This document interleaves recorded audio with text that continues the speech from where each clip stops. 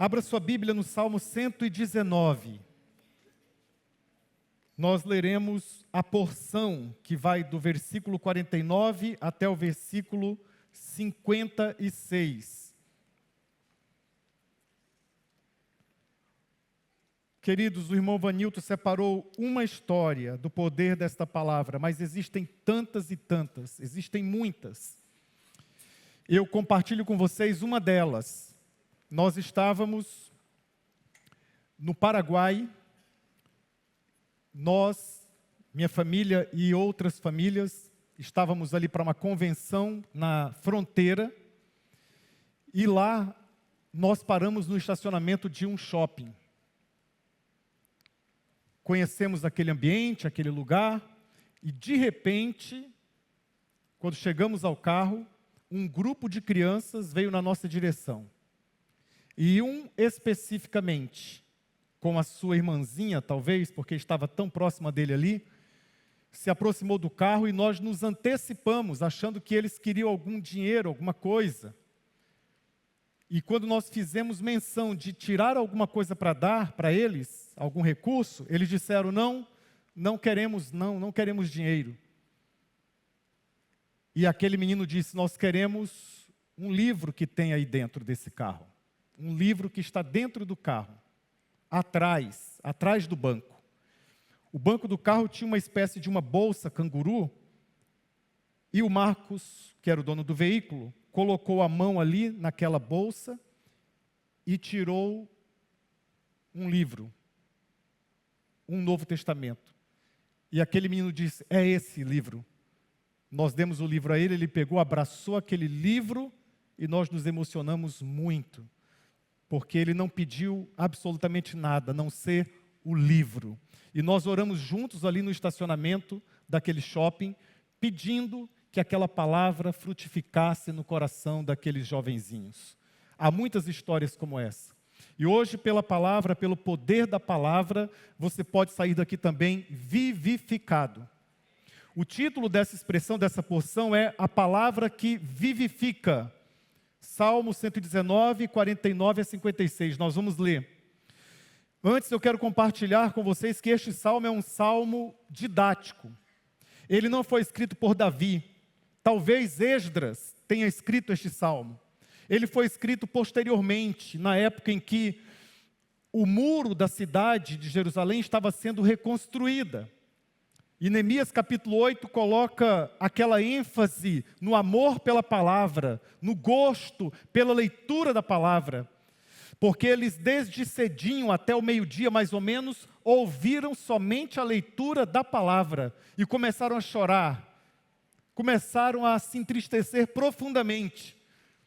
E o sacerdote disse, parem, hoje não é dia de choro, hoje é dia de alegria, nós encontramos a palavra, e a palavra nos encontrou, e é nesse momento e nesse contexto, que ele faz a afirmação, em Neemias capítulo 8, a alegria do Senhor é a nossa força, mas a alegria conectada à palavra. O salmo foi construído, é uma espécie de arquitetura literária, porque ele é construído em porções de 8 versículos, 8 em 8. Cada porção tem 8 versículos. E cada porção começa com uma das letras do alfabeto hebraico. A primeira letra, Aleph, a segunda, Beit, e até o final vai dividindo todo o texto, arranjando todo o texto nessas porções. E algo que não dá para perceber em português.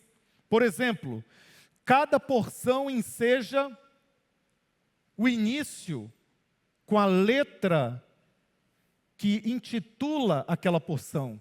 Então, por exemplo, no Aleph, nós temos todos os versículos, ou todos os versos, começando pela letra Aleph, até o versículo 8. Depois, do 9 em diante, até o 16, nós temos todos os versículos começando pela letra Beit, assim até o final. Nós estamos na porção Zain, na letra Zain, hebraica, e são 8 versículos começando com esta letra, que não dá para nós percebermos em português, mas todas começam com essa letra do alfabeto hebraico.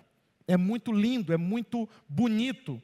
E esta porção é a porção da vivificação da palavra. A palavra que vivifica. A palavra que, quando entra em contato com o nosso espírito, gera um poder, o poder da ressurreição. A palavra que expulsa o desânimo, a fadiga espiritual, a assédia ou assedia, que é aquela apatia espiritual que você não gosta, não quer sentir-se assim, mas acaba sentindo-se. É aquela preguiça de ler a Bíblia, aquela preguiça de orar, é aquele contexto em que você se sente muitas vezes pressionado espiritualmente. A leitura sistemática das Escrituras Sagradas cumprem um papel terapêutico, abençoador, revigorante. E nessa porção, que é a porção da vivificação, a promessa da porção desde o início é gerar vida, é gerar contentamento, é gerar poder espiritual, é produzir algo que nós não conseguimos produzir através de nenhum meio, conquanto que esses meios outros possam ajudar. Ir num médico é muito bom, consultar, quem sabe, um psicólogo é maravilhoso, mas às vezes nós experimentamos realidades da nossa vida que todas as portas se fecham, que todas as avenidas estão congestionadas, que o horário de rush chegou na vida e nós não conseguimos ir adiante, não conseguimos virar à direita ou à esquerda, não conseguimos fazer a rotatória da existência e ficamos ali parados, inertes, no mesmo lugar. Nestes momentos da vida em que todas as luzes se apagam, uma simplesmente não irá se apagar. É a luz da palavra de Deus, é a luz da Bíblia, é a luz da Escritura, e ela permanece acesa constantemente. E nessa porção nós enxergamos aqui 5 lembranças vitais que vivificam a nossa vida. A primeira lembrança, lembrar que Deus lembra. Olha o que o verso 49 diz: lembra-te da promessa feita ao teu servo, pela qual me deste esperança. Nós precisamos lembrar que Deus lembra. Quando o salmista ora dizendo lembra-te, não é que ele tem em mente que Deus se esquece. Não é que ele tem em mente que Deus tapa os ouvidos e os olhos. Não tem a ver com a amnésia celestial de Deus. O que ele está orando, e esse tipo de oração é chamada no Novo Testamento de súplica, lá em Filipenses capítulo 4, versículo 6, é chamada de súplica. O que ele está fazendo é suplicar que Deus haja em favor dele. Então lembrar que Deus lembra nos momentos mais duros, mais difíceis, mais desafiadores, você precisa conscientizar-se de que, embora todos tenham se esquecido, no sentido de não ajudarem, no sentido de não oferecerem o ombro, não oferecerem a mão, não caminharem a outra milha, Deus jamais se esquece. Nós estamos diante de uma palavra que promete essa realidade poderosa. Deus não se esqueceu de ti, meu irmão. Então, lembra que Deus lembra. Segunda lembrança que traz vitalidade, lembrar que o mundo é imperfeito e hostil. Mas, pastor, isso parece óbvio. Sim, mas nós erramos nas coisas óbvias. Observemos os versos 51 e 53. Olha o que a Bíblia diz: os soberbos zombaram continuamente de mim, contudo não me desviei da tua lei. Grande indignação apoderou-se de mim, por causa dos ímpios que abandonaram a tua lei. O que o salmista está nos ensinando? Jamais perca a perspectiva de que este mundo é mau e é hostil. O que ele está nos ensinando? Não nutra a ilusão de que este mundo vai te aplaudir, vai te tratar bem o tempo inteiro. Como disse o A.W. Tozer, um leitor maravilhoso do século XX, não espere ser aplaudido num mundo que crucificou o teu Senhor. O mundo é hostil, as coisas não saem do jeito que nós queremos sempre. Às vezes o mundo nos surpreende negativamente, às vezes nos surpreende positivamente pela manhã e logo à tardinha já mostra que é um mundo hostil e perverso. Não é que você tenha que ter uma aversão a tudo ao seu redor, não é que você tenha que odiar a humanidade, Não é que você tenha que simplesmente, por outro lado também, ignorar. Não. Ele está colocando uma maneira de nós tratarmos os nossos problemas, as nossas lutas, os nossos dilemas, através de uma terapia celestial, através de escancarar, de rasgar a sua alma e o seu coração diante de Deus, sabendo que esse mundo não tem jeito, mas você foi deixado aqui como sal da terra e luz do mundo. Ele diz, tem pessoas que zombam, mas eu não abandono a tua lei. Ah, meus irmãos, uma oração que é muito conhecida, provavelmente de muitos aqui, que é do Reinhold Niebuhr, um teólogo, a oração da serenidade, assim apelidaram a oração posteriormente. Ele não deu esse título, mas o Reinhold Niebuhr, um teólogo, escreveu assim: Deus, concedei-me a serenidade para aceitar as coisas que eu não posso modificar, a coragem para modificar as coisas que eu posso, e a sabedoria para distinguir umas das outras.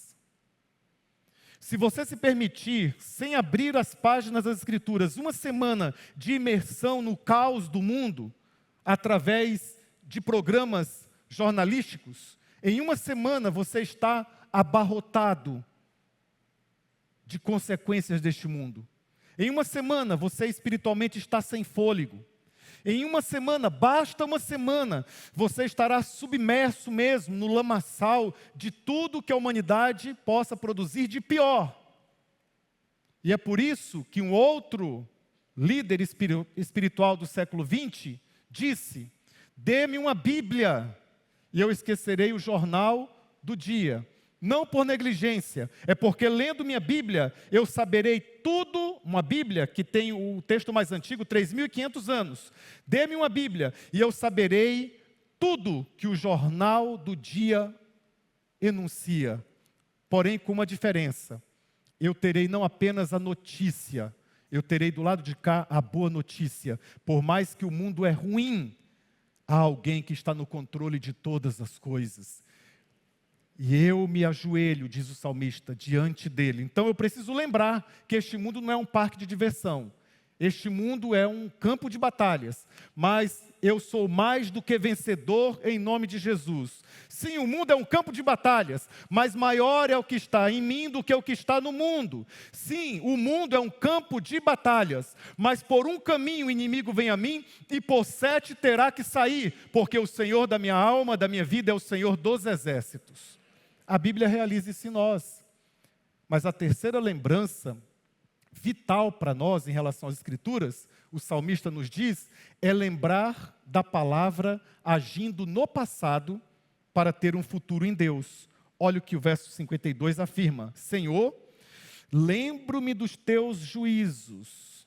Senhor, lembro-me dos teus juízos, estabelecidos na antiguidade, e assim me consolo.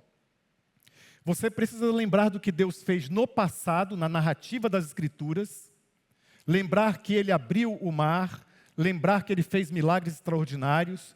Você precisa lembrar do que Ele fez no período do Novo Testamento, mas você precisa lembrar também do que Ele fez na sua vida, na sua casa, da sua família, porque às vezes nós ficamos míopes. Basta vir o problema, basta vir a circunstância difícil, basta se aproximar e bater a porta, a circunstância adversa, e parece que nós nos esquecemos. Mas vem o salmista nesse texto que exalta a palavra de Deus e diz: o consolo muitas vezes surge de maneira singular, de maneira única, quando nós nos lembramos do que Deus fez no passado. E quando nós nos lembramos do que Ele fez no passado, nós temos futuro.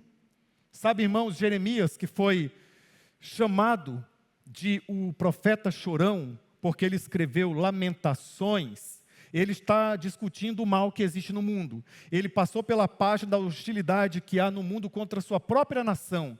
Mas quando ele está ali sobre os escombros do seu território, da sua ambientalidade, ele diz algo: eu quero trazer à memória aquilo que me pode dar esperança. Eu quero trazer à memória aquilo que me pode dar esperança. Lembre-se, É um exercício poderoso lembrar-se do que Deus já realizou, do que Deus já fez, não só nas páginas das Escrituras, mas nas páginas da sua vida também. Quarto lembrete, lembrar de adorar onde quer que estejamos. O verso 54 diz assim: os teus estatutos são o motivo dos meus cânticos, na casa onde eu estou vivendo. O texto original diz: os teus estatutos são o motivo dos meus cânticos na minha peregrinação na terra. A casa onde ele está vivendo é um tabernáculo andante. A casa onde ele está vivendo, e que ele cita aqui no texto original, é uma paróquia. Paróquia é um tabernáculo, paróquia é uma casa móvel. A paróquia do salmista é a vida. A paróquia do salmista era a sua sala, a tenda, ou a sua cozinha, que neste período era fora da tenda, ou seus campos, arados ou para a criação de ovelhas. A paróquia era o dia a dia, era o cotidiano. O salmista não tinha como ideia principal a paróquia como sendo o templo. Até a palavra que utiliza tem casa no meio. Paróquia significa principalmente casa, vem da expressão oikos, da língua grega. Então, ele era um pároco nesse sentido. O pároco não é um líder, o pároco não é uma autoridade religiosa. Nós, infelizmente, a cristandade transformou o pároco numa liderança diferente dos leigos. O pároco, no texto, ele é aquele que vive sua fé na segunda-feira. Ele é aquele que vive a sua fé na terça, quarta, quinta. E domingo ele vem aqui celebrar. Ele vive a sua fé no dia a dia.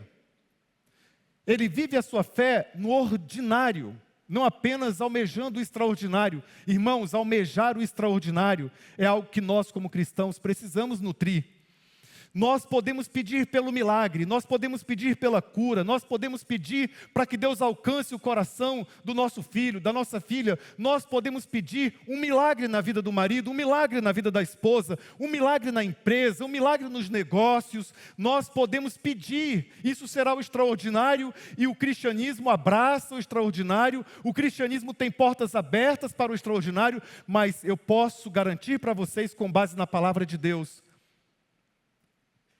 que o nosso Deus tem uma predileção pelo comum, pelo odierno, pelo dia a dia, pela nossa paróquia de cada dia.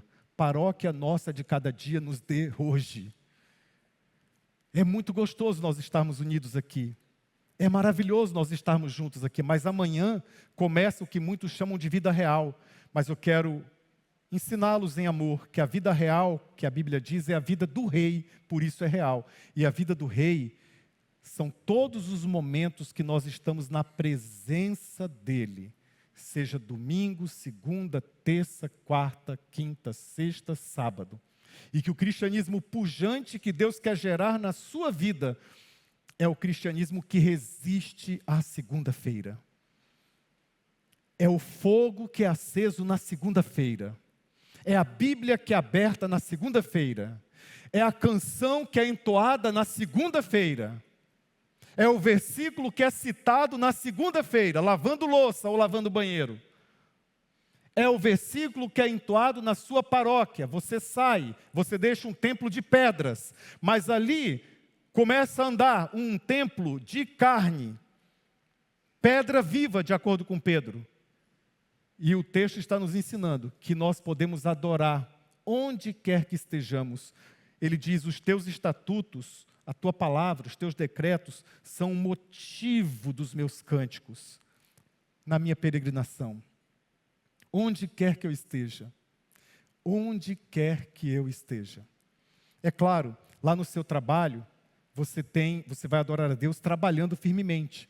Mas você tem algo que é absolutamente poderoso e que os cristãos antigos, especialmente os orientais, chamavam de santuário. Seus pensamentos, a sua mente, na visão cristã, é um santuário. Sua mente está sendo transformada. 1000 podem estar caindo à sua direita, 10.000 à sua esquerda, mas você não será abalado, porque você tem uma mente de Cristo, a mente conectada, você tem um santuário interior. Aqui do lado de fora, pode estar acontecendo pavores, mas do lado de dentro você tem um poder que ninguém mais tem neste mundo, o poder da oração. Você pode orar a Bíblia mesmo dentro do grande peixe, como Jonas fizera. Quando nós lemos a Bíblia, encontramos Jonas tragado pelo grande peixe, ele faz uma oração. Quando você lê aquela oração, você percebe que é a junção de 2 salmos. Mesmo no ventre do grande peixe, ele conseguiu orar. Porque o peixe pode esmagar o seu corpo, mas não pode tirar a voz dos seus pensamentos diante de Deus. Ele pode perder até a vida. Não foi o caso. Pode perder até a vida, mas não perde a conexão com Deus. Jesus, na cruz do Calvário, quando ele diz: Deus meu, por que me desamparaste? Ele está recitando um salmo, o Salmo 22, que é um salmo messiânico. Na cruz, mesmo no momento mais decisivo, distintivo, na verdade, emblemático da história do Messias, que era o seu sacrifício, ele cita os salmos. Ele cita os salmos. Irmãos, eu tenho o hábito de ler uma vez por mês todo o livro de Salmos, independente da minha leitura corrida de outros textos. Porque os Salmos, guarda isso, o livro dos Salmos, o livro, ele anuncia o movimento da vida. Começa no Salmo 1, aqui, felicidade, começa com alegria, com felicidade. Vem no Salmo 2, tensão. Vem o 3, gente sem dormir. Vem o 4, ainda gente sem dormir que encontra consolo em Deus. Vem o 5, o 6, o 8. O 8 parece que há um esquecimento. Quem é o homem? Ou seja, os salmos, quando você lê numa sequência, eles são como que uma montanha russa. Mas a vida não é assim muitas vezes. Então os salmos curam. A leitura dos salmos trazem vivificação. E nós estamos lendo um salmo hoje. Então adore a Deus e finalmente lembre-se do nome do Senhor na escuridão. É o último versículo da porção Zain. Os últimos versículos 55 e 56. Senhor, à noite me lembro do teu nome e observo a tua lei. Isso me sucedeu, ou seja, o que é que sucedeu? A vivificação. Isso me sucedeu porque eu tenho guardado os teus preceitos. Verso 55, Senhor, à noite, eu me lembro do teu nome. À noite, na poesia hebraica, diz respeito aos momentos de sofrimento, de angústia. Os pais da igreja chamaram esses momentos decisivos de noite escura da alma. O salmista tem noção de que o dia é brilhante, é vívido, é alegre, é festivo, mas a vida não tem só dias e mais dias, tem noites e mais noites. Noites e mais noites. E aqui ele diz, de noite eu lembro-me do teu nome. Não é simplesmente uma noite literal, é uma noite profética e simbólica. O que é lembrar do nome? Não é simplesmente lembrar do nome, que no caso é Javé, Yavé, Jeová, unindo Elohim com Yavé. Não é lembrar de um nome próprio, de um substantivo. Nome aqui tem um conceito de caráter. Quando chega a noite, eu lembro do teu caráter. Nome, aqui nessa porção, é caráter. Quando está de noite, o que o salmista está dizendo, eu sei a quem eu procuro. Quando chega a noite, eu sei em que porta bater. Quando chega a noite, eu sei onde derramar minhas lágrimas. Quando chega a noite, eu reconheço os teus atributos e as tuas qualidades e lembro-me disso. Eu lembro do teu nome. Eu lembro que santificar este nome é lembrar-me de todos os efeitos benéficos deste caráter, que são preceituados como medicamentos para a humanidade, que receituados como qualidades de Deus. Lembrar do nome significa lembrar que Deus é amor, que Deus é bondade, que Deus é onisciente, que Deus é onipotente, que Deus é onipresente. Lembrar que Ele é Espírito, então você não vai vê-lo, mas bem-aventurados os que não viram e creram. Lembrar que Ele é santo, santo, santo, mas apesar de sua santidade, Ele não te esquece no limbo, Ele vai até você, se inclina para ouvir a tua oração. Lembrar do nome é lembrar do caráter de Deus, é lembrar que apesar de toda a glória, de todo o poder, de toda a distância que porventura teria de cada um de nós, Ele se aproxima, Ele se faz ser humano, habita entre nós, se torna o nosso vizinho, sacrifica-se por nós, nos salva. Lembrar do nome é lembrar do poderoso nome de Jesus e do seu caráter e da sua compaixão, porque Ele não despreza um coração contrito e quebrantado. Muitos de nós, na noite escura, nós nos lembramos de traumas. Isso é compreensível. É compreensível. Nós nos lembramos de tchauz, de adeuses, entre aspas. Isso também é compreensível. Nós nos lembramos de portas fechadas, em momento de noite escura da nossa alma. Nós nos lembramos de pânico, de terror, nos lembramos de correr, nos lembramos do acusador.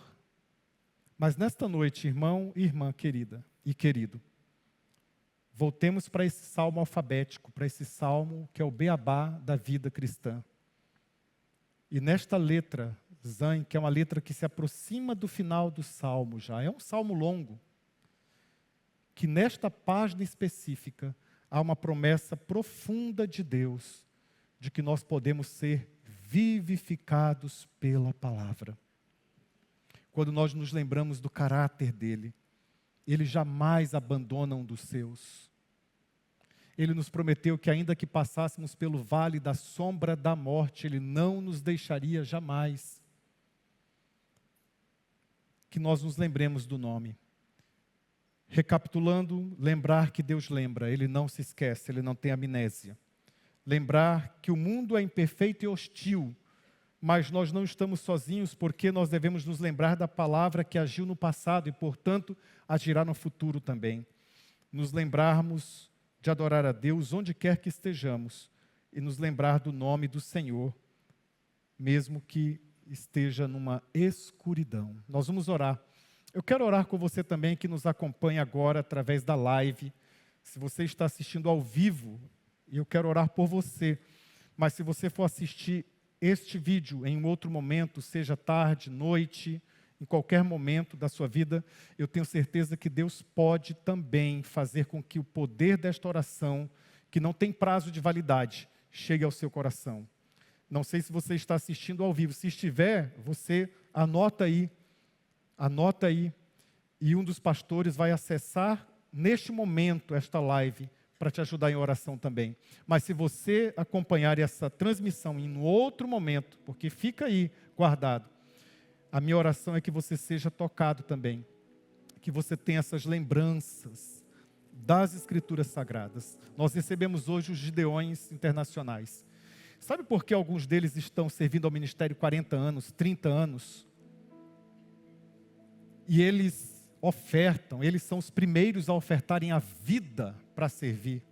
Sabe por que eles pegaram um tempo aqui em que todas as portas eram escancaradas e as pessoas ficavam felizes em contemplar o livrinho azul chegando nas escolas? E hoje em dia você tem portas fechadas, não só nas escolas, mas em vários lugares, mas eles continuam persistindo, porque eles jamais se esquecem, jamais, que essa palavra vivifica. Essa palavra tem o poder de dar nova vida, novo ânimo, quando essas lembranças vitais começam a agir no nosso coração.